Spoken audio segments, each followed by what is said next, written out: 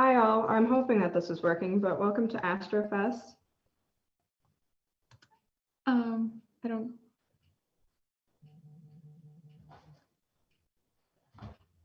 Okay, it is working. Yeah, okay, sorry. So a little bit about us.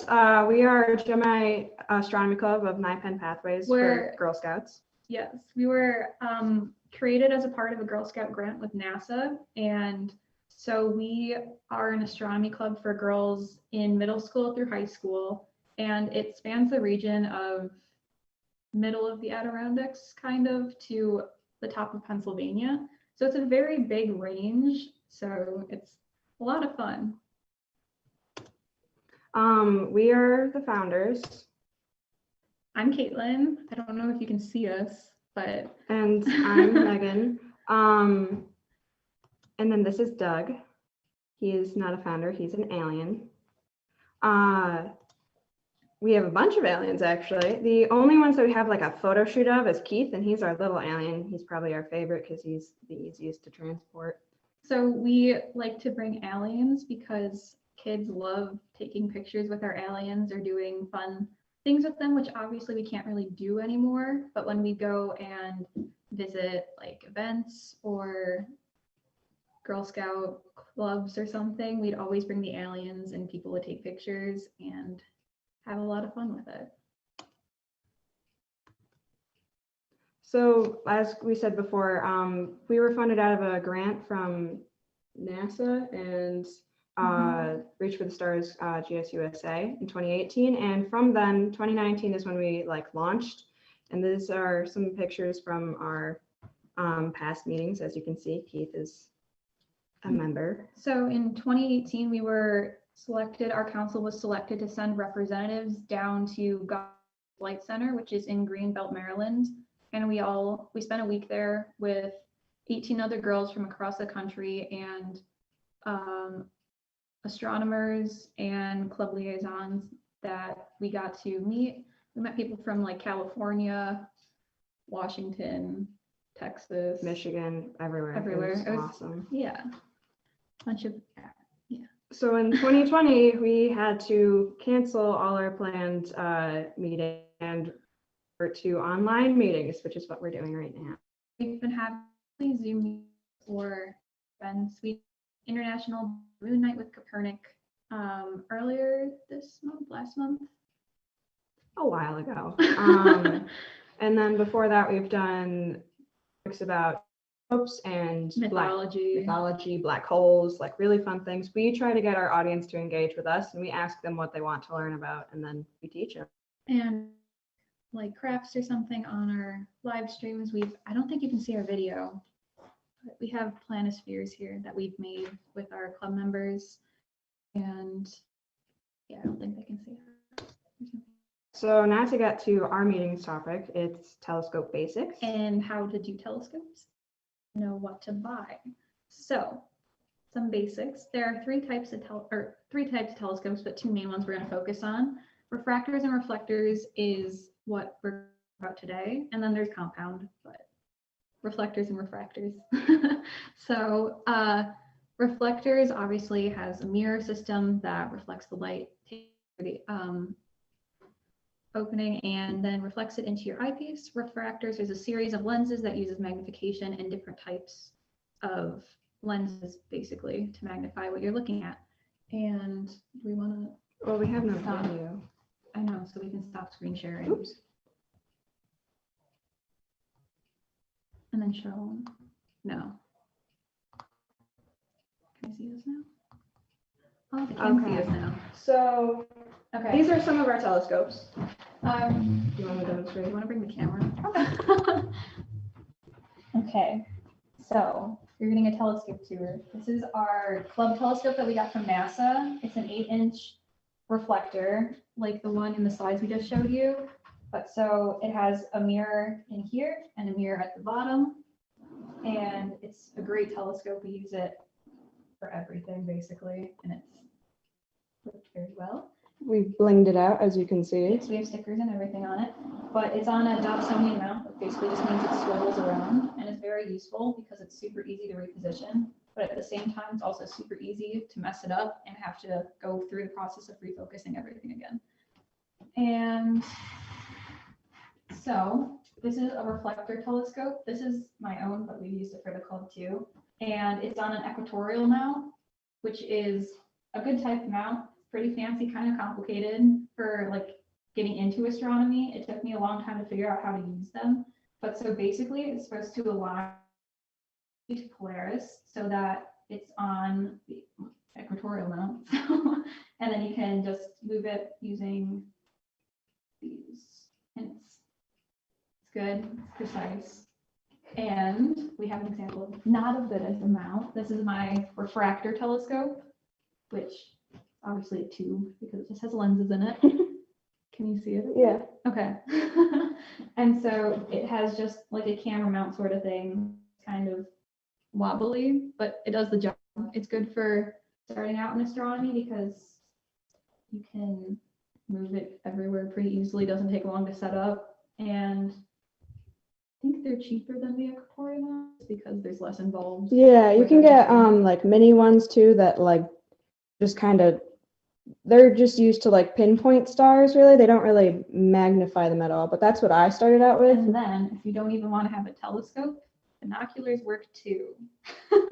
Like specifically this summer, I use binoculars a lot for looking at the comet because they're pretty self-explanatory to use, easy to move, take it wherever you want basically. Yeah, they're the most portable. But my go-to telescope is definitely this one. Of course, it's the biggest, so it takes a lot to move it. But the easiest one to use is probably the refractor, the blue refractor, in my opinion. And we'll talk a little more about that once we go back to the slides. I just wanted to show you what we're talking about. Okay, we have 15 minutes.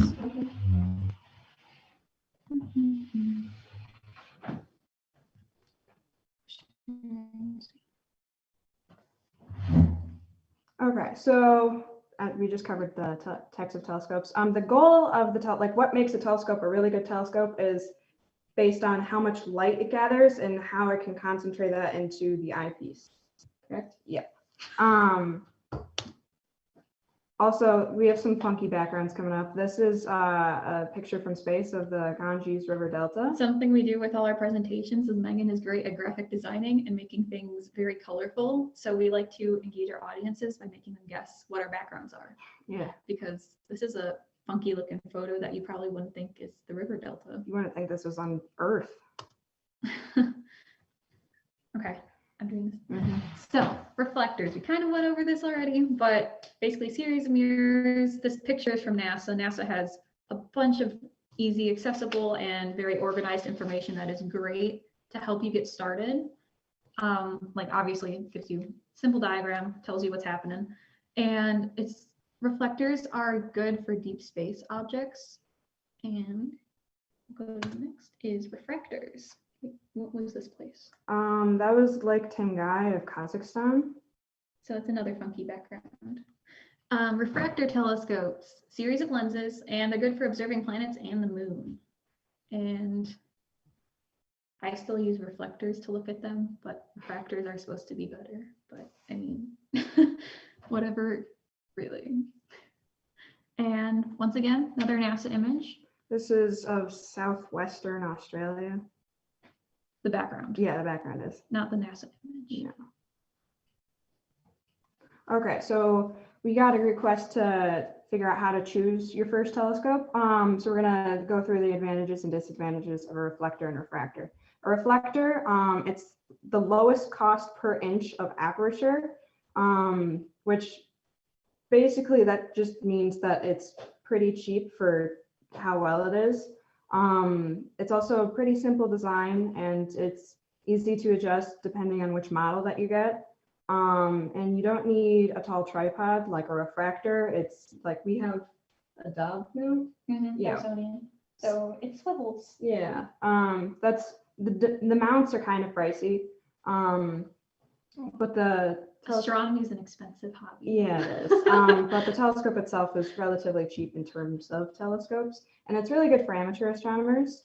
Refractors they have the best performance per inch of aperture, which like, I don't know, that just speaks for itself. They're pretty rugged. They're not like as delicate as reflectors, but they're still not toys. They're still very breakable. We have a bunch of Galileoscopes. I think our club has some, but I know Kopernik has a bunch, and basically you can just like wander around with them and just look at objects because they're little refractors, but they work pretty well and they're pretty small.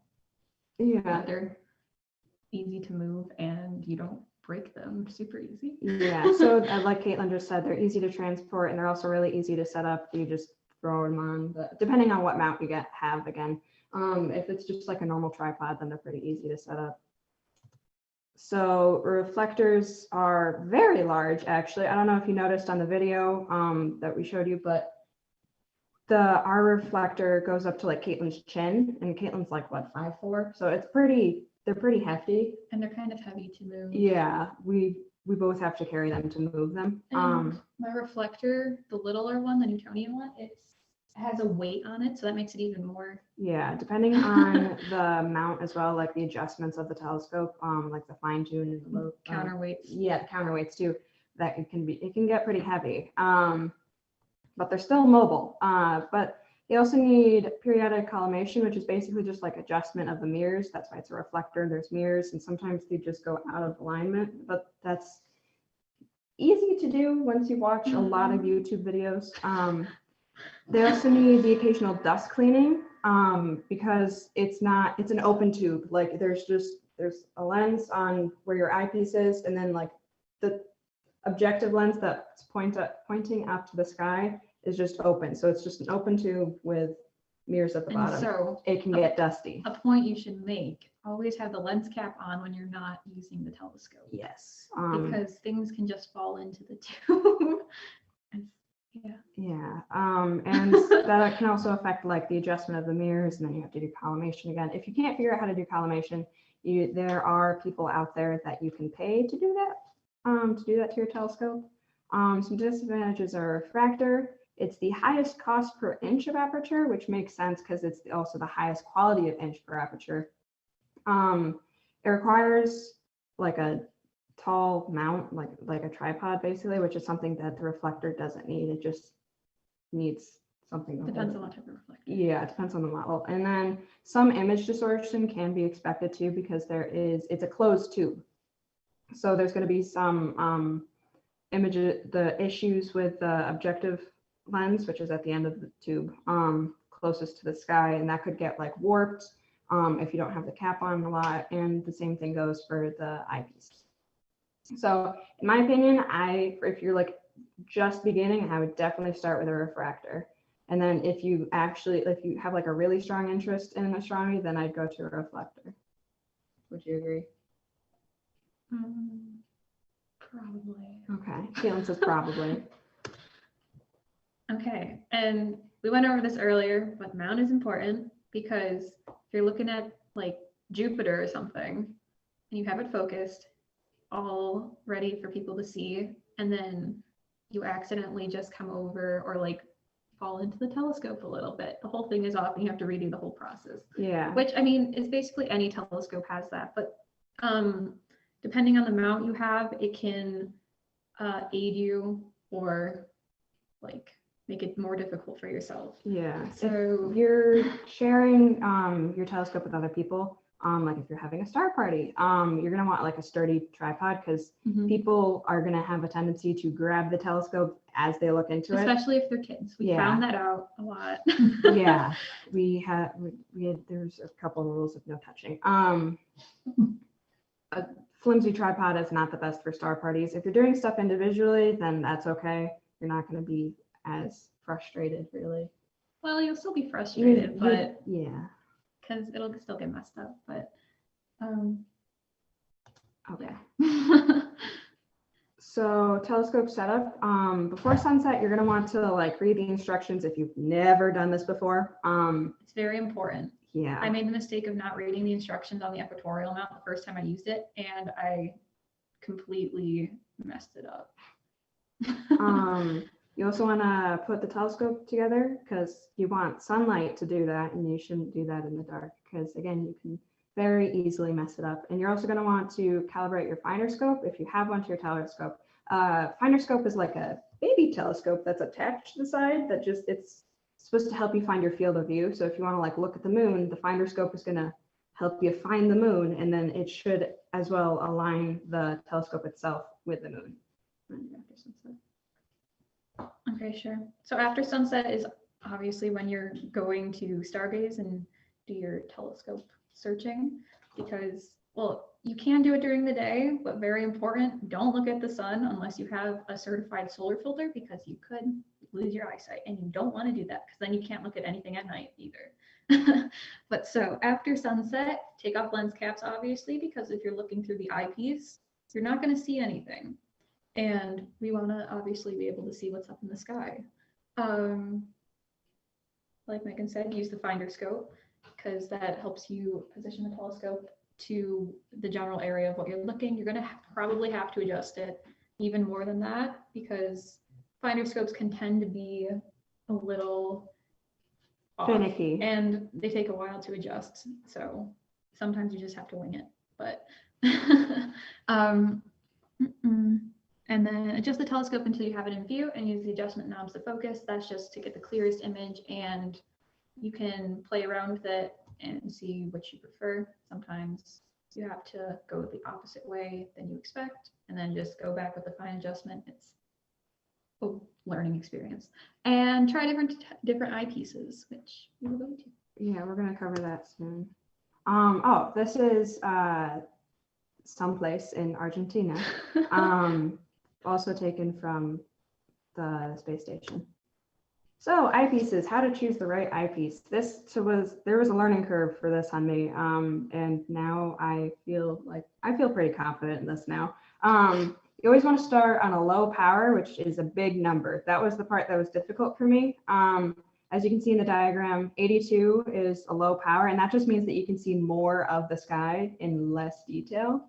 And you're going to want, like I said, you're going to want a wide field of view so you can find your stuff, because it's a lot harder than you think it would be to find a dot in a sky full of other little dots with this long skinny tube. Like it takes a while. Patience. Yeah, patience is one of the that's something that you definitely need if you're going to go stargazing. Once you find the object, you're going to increase the magnification, which is just changing the eyepieces to smaller numbers. So again, as you can see in the diagram, 82 wide field of view, and then 40 is a small field of view, but there's much more detail in it. And that's so you can see, like, if you're looking at Jupiter and its moons, you're going to be able to find Jupiter with an 82, and then you're going to be able to see its moons with a 40 if you calibrate it correctly. Okay, so now we have some fancy schmancy stuff that Caitlin's going to talk about. Okay, so eyepieces and accessories. We have, with the GEMINI Astronomy Club, we have a very good selection of eyepieces and accessories. Kopernik also has a very fancy selection of them too. They tend to be kind of expensive, but usually having a low power eyepiece and a high power eyepiece. So like 40 is usually considered a pretty low power, gives you a really wide range of the sky, but something like 10 is getting on the lower side, but we even have up to 6, which is a very good magnification. And so depending on that, it shows you different fields of view on the sky. And sorry. Oh, Barlow lenses, of course. So Barlow lenses you can put your, oh, they can't see me. Yeah. Okay, I won't do this then. So Barlow lenses can double or even triple the magnification you are seeing, which are very helpful. If you don't have too many eyepieces, you can always just stack them on top of each other and go along with that. That's what we've done on occasion. One thing to know is if you have a Barlow lens along with a bunch of other lenses, which we do, as you can see in the little picture, that the Barlow lens is the biggest one. No. It's the second biggest one. Yeah. Sort of. So it's the second biggest one in the lineup of those little tube things. That is not something that you can look through by itself, really. I tried doing this because we just put all our lenses together. Megan and then, didn't understand it at first. Yeah, it was, especially in the dark and you can't see your lens case, it's very hard to, and your lens case is black too. It's really hard to tell what is and what isn't a lens.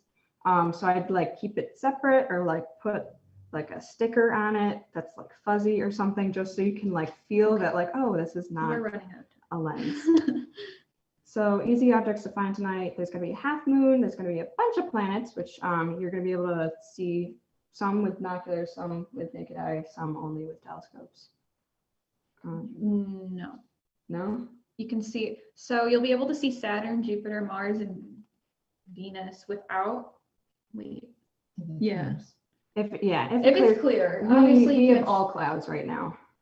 I think most of New York has. Okay. I don't know. Anyways, so Saturn, Jupiter, Mars, Venus will be Venus not till the morning, but you'll be able to see them without a telescope.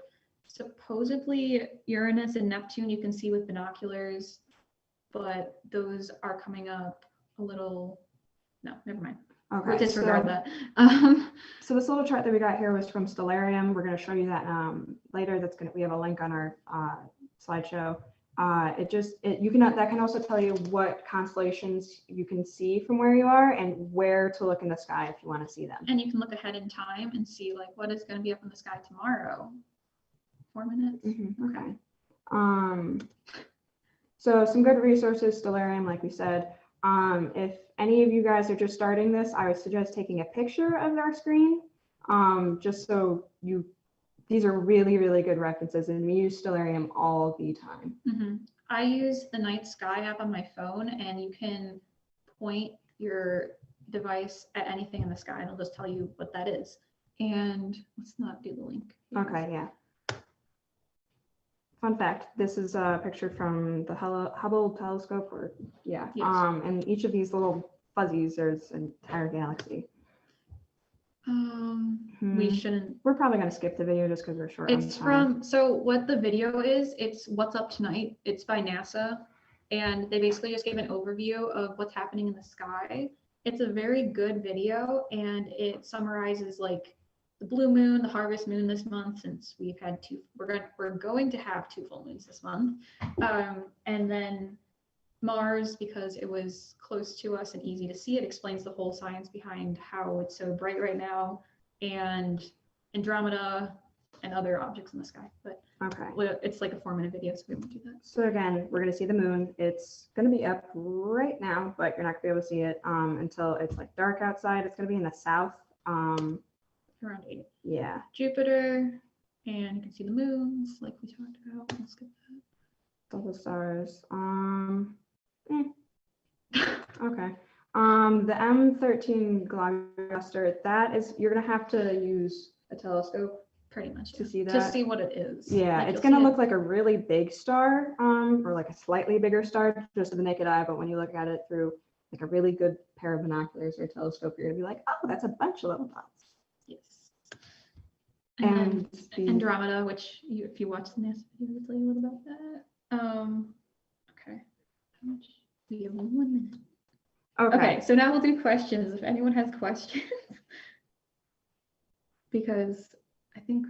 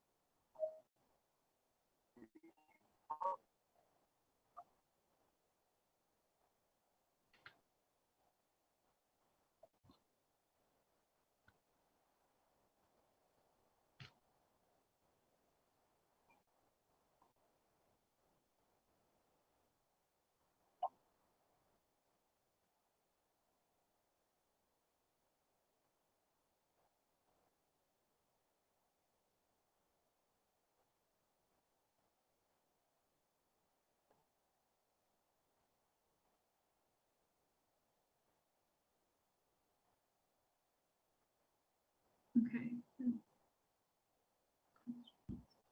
Thank you.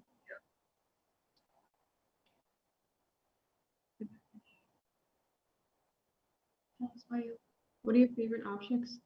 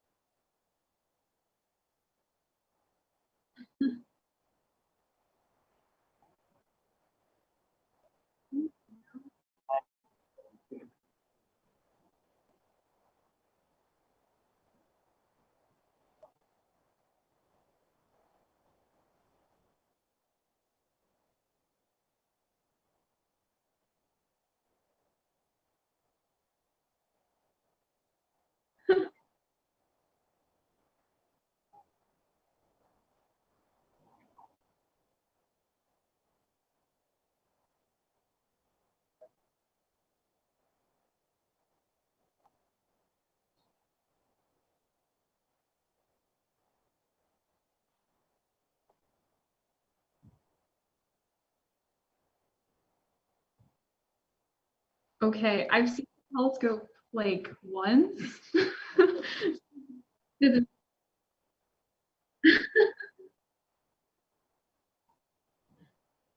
I know it, yeah,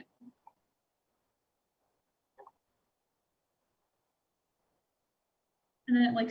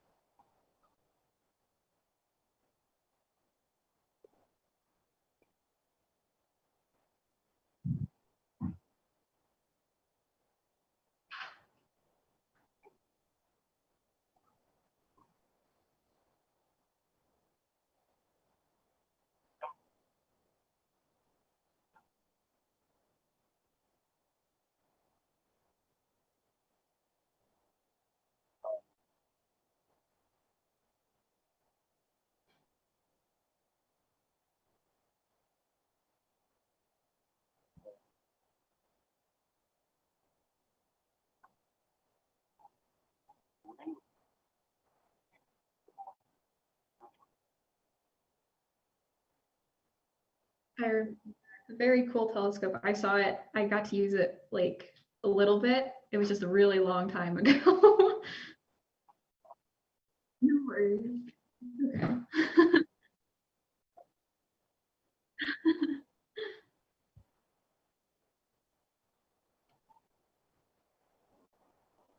What? Oh no.